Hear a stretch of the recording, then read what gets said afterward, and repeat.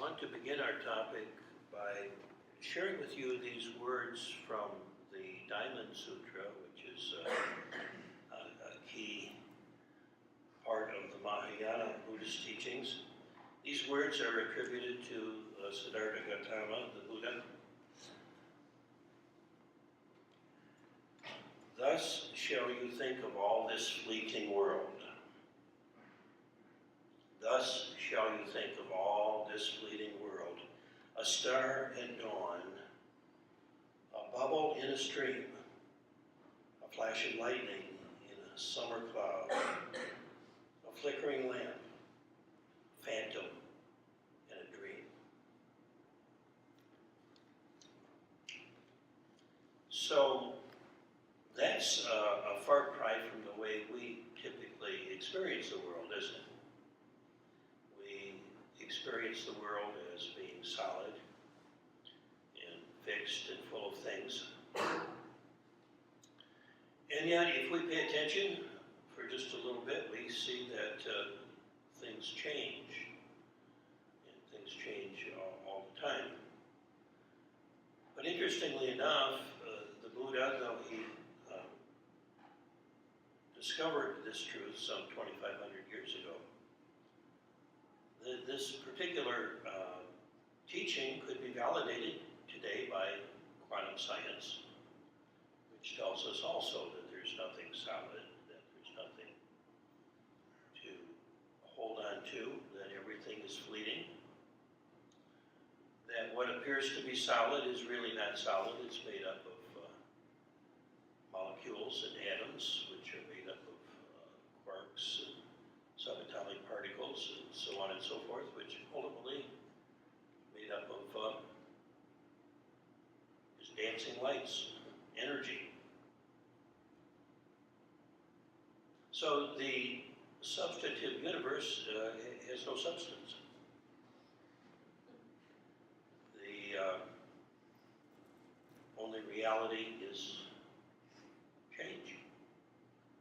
It's not just that things are changing or things will change, but the things themselves are made up of change, made up of energy that's constantly moving. So it's quite interesting, quite fascinating how science and mysticism seem to sometimes come to the same conclusions. And we live at a time when both science and mysticism is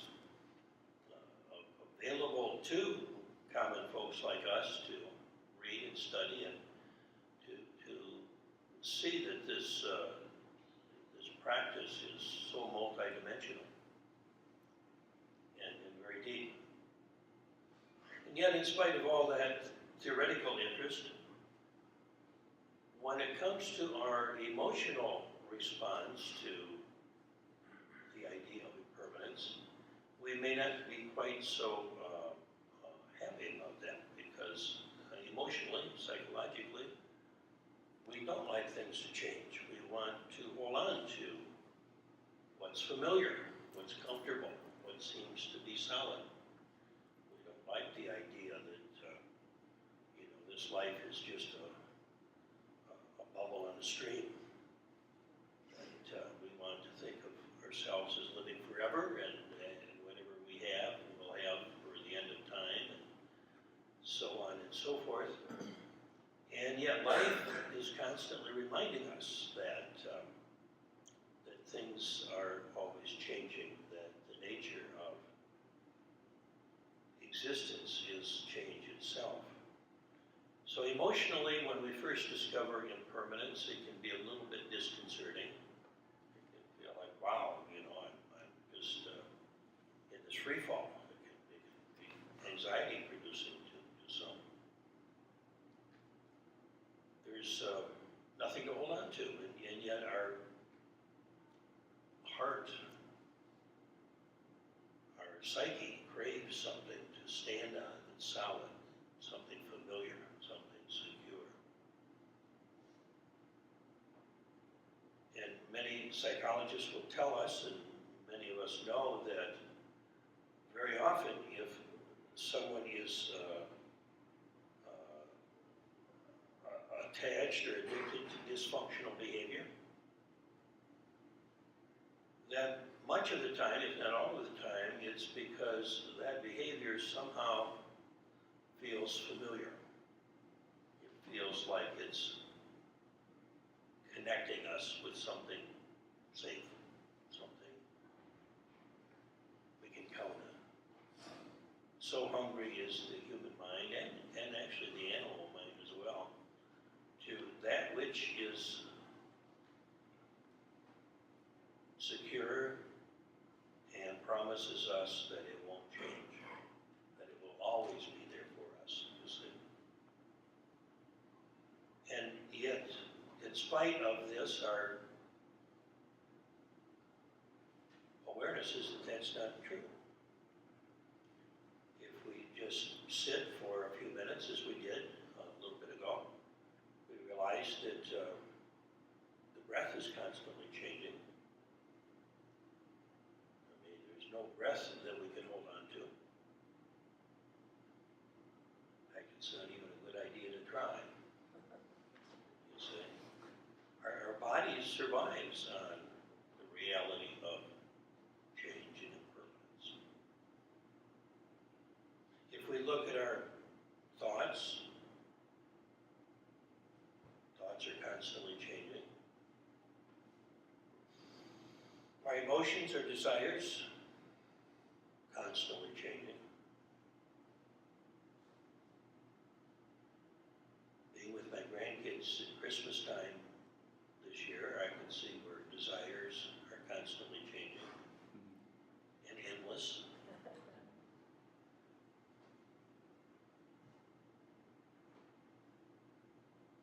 The sensations in our body are constantly changing.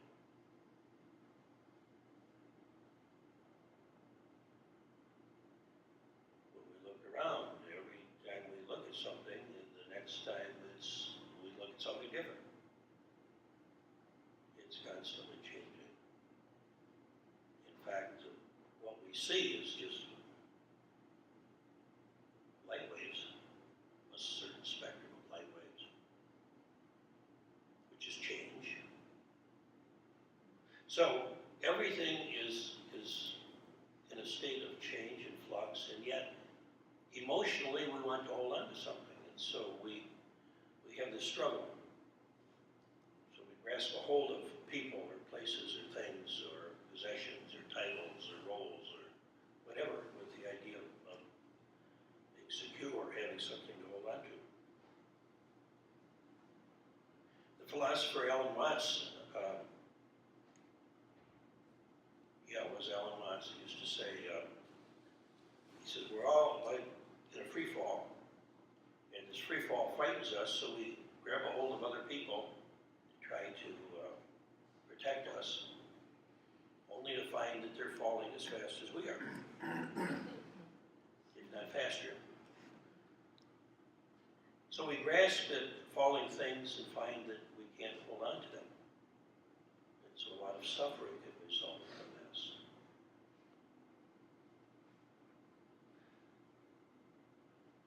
Another teacher, Trungpa Rinpoche, from the Tibetan Buddhist tradition, used to say,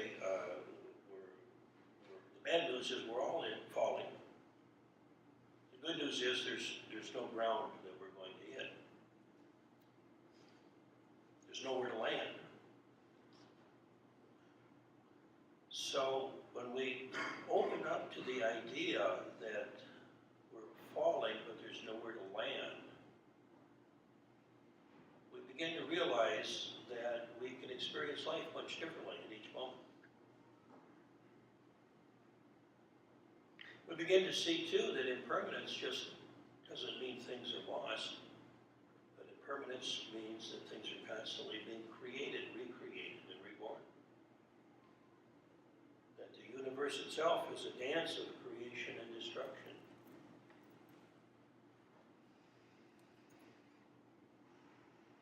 That we live more freely and with much less suffering when we're not grasping a hold of that which cannot be grasped.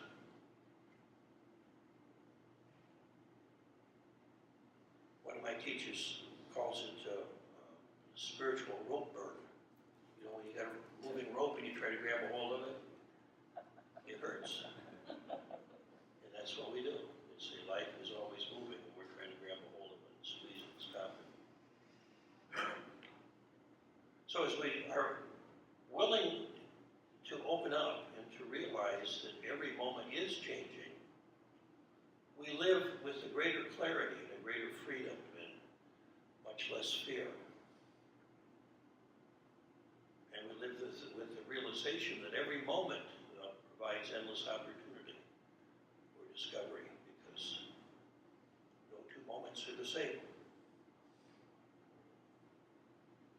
We go home and we see our loved ones and we think it's the same person that was there yesterday. It's not. She's different, he's different, you're different. You see, everything is afresh and anew. So we live life with the beginner's mind, with the freshness of each moment. And I think I'll stop at this moment and say thank you for being present